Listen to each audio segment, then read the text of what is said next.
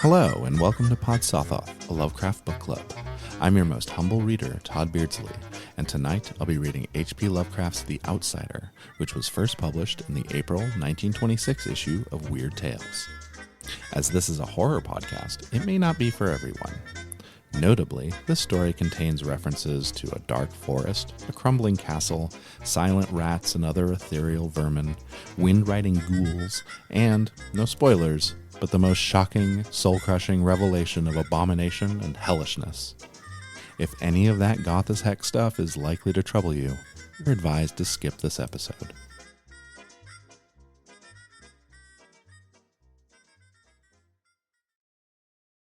The Outsider by HP Lovecraft. That night the Baron dreamt of many a woe, and all his warrior guests, with shade and form of witch and demon and large coffin worm, were long benightmared. Keats. Unhappy is he to whom the memories of childhood bring only fear and sadness. Wretched is he who looks back upon lone hours in vast and dismal chambers, with brown hangings and maddening rows of antique books, or upon odd watches in twilight groves of grotesque, gigantic, and vine-encumbered trees that silently wave twisted branches far aloft. Such a lot the gods gave to me, the dazed, the disappointed, the barren, the broken. And yet I am strangely content, and cling desperately to those sere memories, where my mind momentarily threatens to reach beyond to the other. I know not where I was born, save that the castle was infinitely old and infinitely horrible, full of dark passages and having high ceilings where the eye could find only cobwebs and shadows. The stones in the crumbling corridors seemed always hideously damp, and there was an accursed smell everywhere, as of the piled-up corpses of dead generations. It was never light, so that I used sometimes to light candles and gaze steadily at them for relief. Nor was there any sun outdoors, since the terrible trees grew high above the topmost accessible tower. There was one black tower which reached above the trees to the unknown outer sky, but that was partly ruined and could not be ascended, save by a well-nigh impossible climb up the sheer wall, stone by stone. I must have lived years in this place, but I cannot measure the time. Beings must have cared for my needs, yet I cannot recall any person except myself, or anything alive but the noiseless rats and bats and spiders. I think that whoever nursed me must have been shockingly aged, since my first conception of a living person was that of something mockingly like myself, yet distorted, shriveled, and decaying like the castle. To me there was nothing grotesque in the bones and skeletons that strewed some of the stone crypts down among the foundations. I fantastically associated these things with everyday events, and thought them more natural than the colored pictures of living beings which I found in many of the moldy books. From such books I learned all that I know. No teacher urged or guided me, and I do not recall hearing any human voice in all those years, not even my own, for although I had read of speech, I had never thought to try to speak aloud. My aspect was a matter equally unthought of, for there were no mirrors in the castle, and I merely regarded myself by instinct as akin to the youthful figures I saw drawn and painted in the books. I felt conscious of youth because I remembered so little. Outside, across the putrid moat and under the dark mute trees, I would often lie and dream for hours about what I had read in the books, and I would longingly picture myself amidst gay crowds in the sunny world beyond the endless forest. Once I tried to escape from the forest, but as I went farther from the castle, the shade grew denser and the air more filled with brooding fear, so that I ran frantically back lest I lose my way in a labyrinth of nighted silence. So through endless twilights I dreamed and waited, though I knew not what I waited for. Then in the shadowy solitude of my longing for light grew so frantic that I could rest no more, and I lifted entreating hands to the single black ruined tower that reached above the forest into the unknown outer sky. And at last I resolved to scale that tower, fall though I might, since it were better to glimpse the sky and perish than to live without ever beholding day. In the dank twilight I climbed the worn and aged stone stairs till I reached the level where they ceased, and thereafter clung perilously to small footholds leading upward. Ghastly and terrible was that dead, stareless cylinder of rock, black, ruined, and deserted, and sinister with startled bats whose wings made no noise. But more ghastly and terrible still was the slowness of my progress, for climb as I might, the darkness overhead grew no thinner, and a new chill as of haunted and venerable mold assailed me. I shivered as I wondered why I did not reach the light, and would have looked down had I dared. I fancied that night had come suddenly upon me, and vainly groped with one free hand for a window embrasure that I might peer out and above, and try to judge the height I had attained. All at once, after an infinity of awesome, sightless crawling up that concave and desperate precipice, I felt my head touch a solid thing, and I knew I must have gained the roof, or at least some kind of floor. In the darkness, I raised my free hand and tested the barrier, finding it stone and immovable. Then came a deadly circuit of the tower, clinging to whatever holds the slimy wall could give, till finally my testing hand found the barrier yielding, and I turned upward again, pushing the slab or door with my head as I used both hands in my fearful ascent. There was no light revealed above, and as my hands went higher, I knew that my climb was for the nonce ended.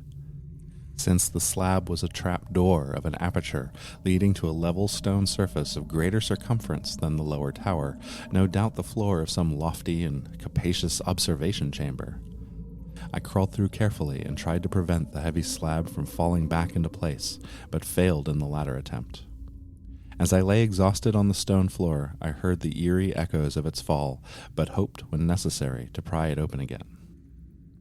Believing now I was at a prodigious height, far above the accursed branches of the wood, I dragged myself up from the floor and fumbled about for windows, that I might look for the first time upon the sky and the moon and stars of which I had read. But on every hand I was disappointed, since all that I found were vast shelves of marble bearing odious oblong boxes of disturbing size. More and more I reflected, and wondered what hoary secrets might abide in this high apartment, so many eons cut off from the castle below. Then unexpectedly my hands came upon a doorway, where hung a portal of stone rough with strange chiseling. Trying it, I found it locked, but with a supreme burst of strength I overcame all obstacles and dragged it open inward. As I did so, there came to me the purest ecstasy I have ever known, for shining tranquilly through an ornate grating of iron and down a short stone passageway of steps that ascended from the newly found doorway was the radiant full moon, which I had never before seen save in dreams and vague visions I dared not call memories. Fancying now that I had attained the very pinnacle of the castle, I commenced to rush up the few steps beyond the door, but the sudden veiling of the moon by a cloud caused me to stumble, and I felt my way more slowly in the dark.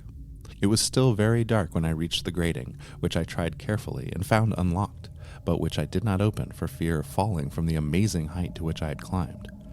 Then the moon came out. Most demoniacal of all shocks is that of the abysmally unexpected and grotesquely unbelievable. Nothing I had before undergone could compare in terror with what I now saw, with the bizarre marvels that sight implied.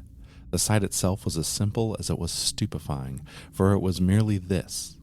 Instead of a dizzying prospect of treetops seen from a lofty eminence, there stretched around me on a level through the grating nothing less than the solid ground, decked and diversified by marble slabs and columns, and overshadowed by an ancient stone church whose ruined spire gleamed spectrally in the moonlight.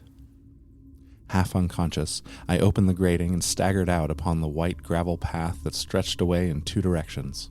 My mind, stunned and chaotic as it was, still held the frantic craving for light, and not even the fantastic wonder which had happened could stay my course. I neither knew nor cared whether my experience was insanity, dreaming, or magic, but I was determined to gaze on brilliance and gaiety at any cost. I knew not who I was, or what my surroundings might be, though as I continued to stumble along I became conscious of a kind of fearsome latent memory that made my progress not wholly fortuitous.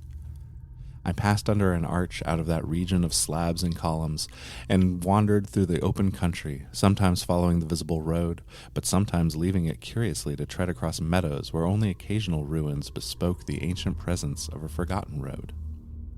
Once I swam across a swift river where crumbling, mossy masonry told of a bridge long vanished.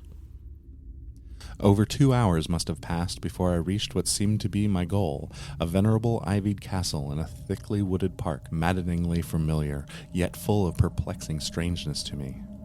I saw that the moat was filled in, and some of the well-known towers were demolished, whilst new wings existed to confuse the beholder. But what I observed with chief interest and delight were the open windows, gorgeously ablaze with light and sending forth sounds of the gayest revelry. Advancing to one of these, I looked in and saw an oddly dressed company, indeed making merry, and speaking brightly to one another. I had never, seemingly, heard human speech before, and could only guess vaguely at what was said. Some of the faces seemed to hold expressions that brought up incredibly remote recollections. Others were utterly alien. I now stepped through the low window into the brilliantly lighted room, stepping as I did so from my single bright moment of hope to my blackest convulsion of despair and realization.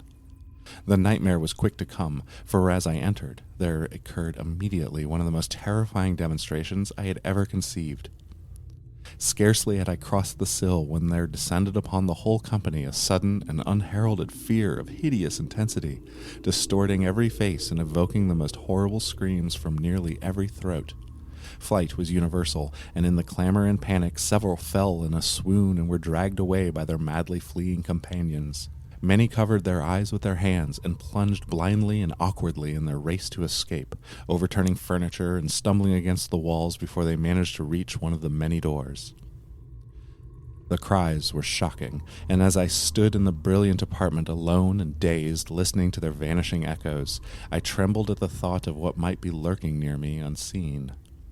At a casual inspection, the room seemed deserted, but when I moved toward one of the alcoves, I thought I detected a presence there. A hint of motion beyond the golden arched doorway leading to another and somewhat similar room.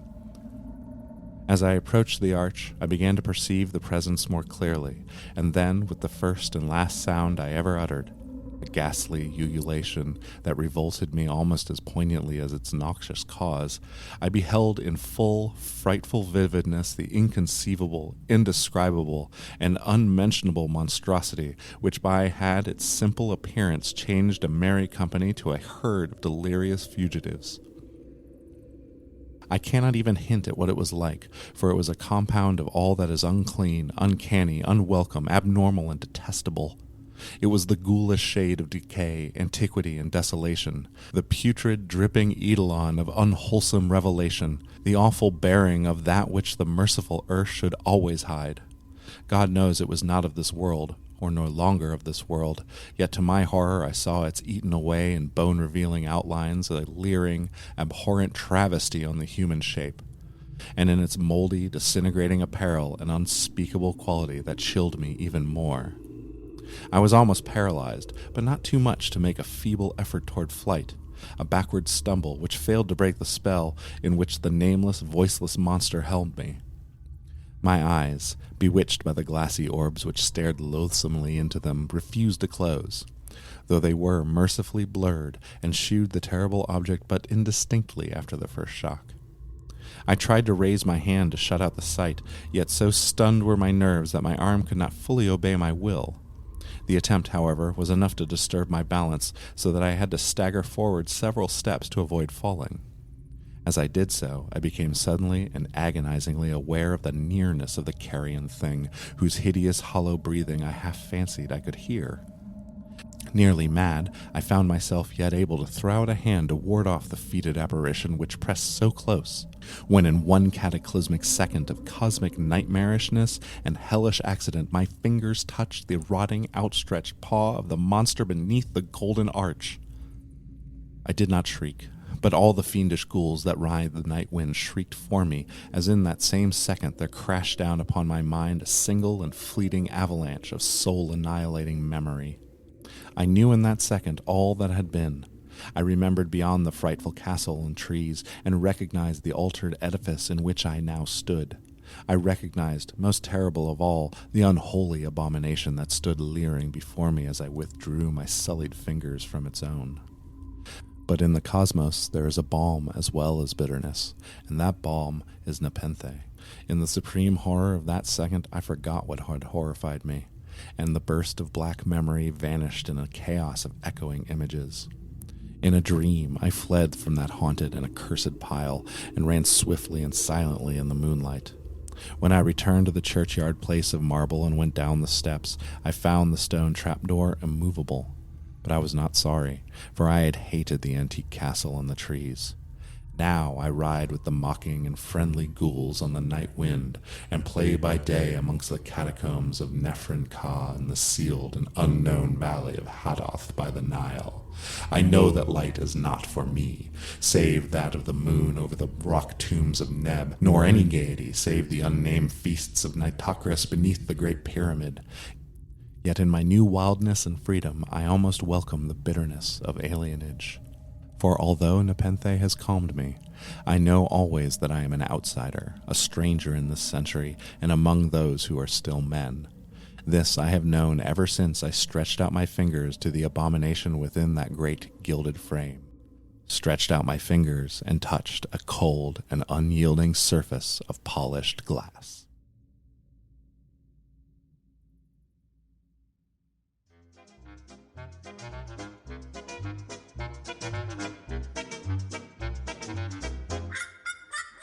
This has been Podsothoth, a Lovecraft book club. Join me next time when Claire and I discuss this most gothic of gothic tragedies, probably talk about Edgar Allan Poe more than usual, and of course make some jokes that at least we find funny. Until then, consider that it may well be better to glimpse the sky and perish than to live without ever beholding day.